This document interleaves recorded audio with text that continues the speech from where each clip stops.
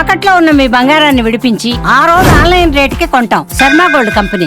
ఆమె గానం మధురామృతం. ఆమె గొంతు నుంచి జారిన గీతం నిత్యస్మరణీయం. 5 సంవత్సరాల వయసులోనే సింగర్గా కెరీర్ ప్రారంభించి వేల సంఖ్యలో పాటలు పాడారు. అందరూ మెచ్చిన సింగరే కాదు, బాలనటిగా, డబ్బింగ్ ఆర్టిస్టుగా అందరి మన్ననలు అందుకున్నారు. కానీ జీవితంలో ఆనందం మాత్రం లేదు. ఎన్నో ఆటుపోట్లు, కష్టాలు. ఎంత దృఢంగా ఉన్నా జీవితంలో నిలబడలేక ఆత్మహత్యాయత్నానికి కల్పన ప్రయత్నించడం ఆమె అభిమానులను కన్నీరు పెట్టిస్తోంది. 15 ఏళ్ల కిందటే చనిపోవాలనుకున్న ఆమె ఎలా బతికారు? ఇప్పుడు మళ్ళీ ఎందుకు చనిపోయే ప్రయత్నం చేశారు? కల్పన జీవితం ఎలా మొదలైంది? ఆమె బ్యాక్గ్రౌండ్ ఏంటి? ఈ వీడియోలో తెలుసుకుందాం.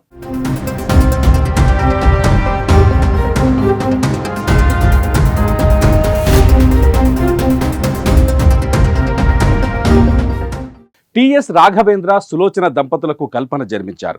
తండ్రి రాఘవేంద్ర నేపథ్య గాయకుడు, తల్లి సులోచన కూడా గాయకురాలు. కల్పన బాలనటిగా చిత్ర పరిశ్రమలో అడుగుపెట్టింది. ఆమె సుమారు 3 ఏళ్ల వయసులో తొలిసారిగా ఈనాడు అనే మలయాళ చిత్రంలో నటించింది. బాలకృష్ణ కథానాయకుడిగా వచ్చిన సీతారామ కళ్యాణం చిత్రంలో వచ్చే రాళ్లల్లో ఇసకల్లో పాటలో ఈమె కనిపిస్తుంది. విఠలాచార్య దర్శకత్వంలో వచ్చిన కామాక్షి కటాక్షం అనే చిత్రంలో నటించింది.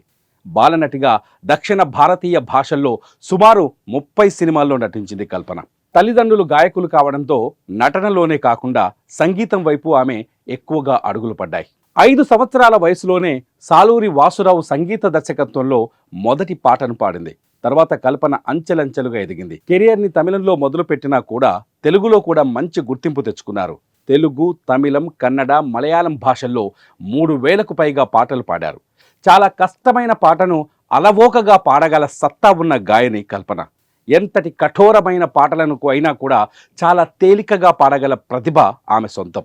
1999లో మణిశర్మ దర్శకత్వంలో మనోహరం సినిమాలో మంగళగౌరి పాట కల్పనకు ఎంతో పేరు తీసుకొచ్చింది.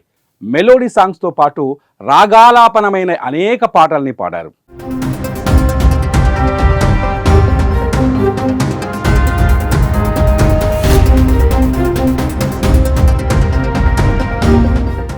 AR Rahman, Ilaiyaraaja, SP Balu, KV Mahadevan, Chitra వంటి ప్రముఖ గాయని గాయకులతో కలిసి అనేక పాటలు ఆలపించారు. ప్లేబ్యాక్ సింగర్గా కూడా నంది అవార్డు అందుకున్నారు. టెలివిజన్లో ప్రసారమయ్యే అనేక పాటల ప్రోగ్రామ్స్లో కల్పన భాగస్వామ్యం అయ్యారు. ముఖ్యంగా ఈటీవీ స్వరాభిషేకం ద్వారా తెలుగు ప్రజలకు ఆమె మరింత దగ్గరయ్యారు. మా టీవీలో ప్రసారమయ్యే బిగ్ బాస్ షోలో కూడా కల్పనకు మరింత పేరు తెచ్చిపెట్టింది. సింగర్గానే కాదు, డబ్బింగ్ ఆర్టిస్ట్గా కూడా కల్పనకు మంచి పేరుంది. ఓవైపు డబ్బింగ్ ఆర్టిస్ట్గా, మరోవైపు సింగర్గా రాణించారు. ఇవే కాకుండా మాస్టర్ ఆఫ్ కంప్యూటర్స్ అప్లికేషన్స్లో డిగ్రీ కూడా చేశారు కల్పన. వృత్తిపరంగా అంచెలంచెలుగా ఎదిగిన ఆమె వైవాహిక జీవితం మాత్రం ఇబ్బందులకు గురిచేసింది. 2010లో ఆమె భర్తతో విడాకులు తీసుకున్నారు. ఆ సమయంలో కల్పనకు 3 పిల్లలు. భర్తతో విడిపోయిన తర్వాత కుటుంబాన్ని పోషించుకోవడం కష్టంగా మారింది. పిల్లలను చదివించుకోలేక ఎన్నో ఆటుపోట్లు చూశారు. ఈ సమయంలోనే చనిపోవాలని అనుకున్నారు. కానీ సింగర్ చిత్ర సూచన మేరకు ఆమె నిర్ణయాన్ని వెనక్కి తీసుకున్నారు. చిత్ర సలహాతో పాటల పోటీలో పాల్గొని సత్తా చాటారు. ఆ పోటీలో గెలిచాక మానసికంగా దృఢపడ్డారు. ఆ విజయం ఆమెలో మార్పును తీసుకొచ్చింది. జీవితంలో ముందుకు వెళ్లేందుకు ప్రోత్సహించింది. మళ్ళీ కెరీర్ను గాడిలో పెట్టారు. బలంగా నిలబడ్డారు. ఈ విషయాలన్నీ కల్పననే స్వయంగా ఓ ఇంటర్వ్యూలో చెప్పారు.